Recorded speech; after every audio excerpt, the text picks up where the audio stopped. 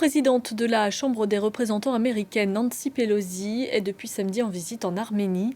Elle a accusé l'Azerbaïdjan d'être responsable des affrontements qui ont éclaté un peu plus tôt dans la semaine à la frontière. Des combats qui ont fait plus de 200 morts. Alexandre Ondoa et Nicolas Chamontin. C'est une première signée Nancy Pelosi.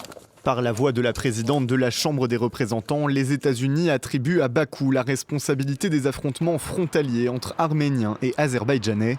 En visite à Yerevan, Nancy Pelosi a accusé Bakou d'être responsable des violences. Un soutien verbal, mais pas uniquement. Selon la démocrate, Washington souhaite aider l'Arménie dans ses besoins de défense, dans ce qu'elle décrit comme une lutte mondiale entre la démocratie et l'autoritarisme. La démocratie arménienne est une valeur importante pour nous en Amérique. Nous devrions utiliser notre influence, notre levier pour montrer que la démocratie et la souveraineté arménienne sont une priorité.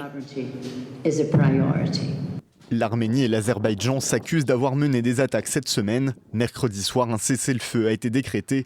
Une avancée saluée par le président du Parlement arménien qui a remercié les États-Unis pour leur médiation. Un soutien bienvenu pour une Arménie plus isolée que jamais sur le plan diplomatique, alors que l'Azerbaïdjan peut compter sur le soutien de la Turquie. Avec plus de 200 victimes, les attaques de cette semaine constituent l'épisode le plus meurtrier entre les deux pays depuis le conflit de 2020 dans le Haut-Karabakh.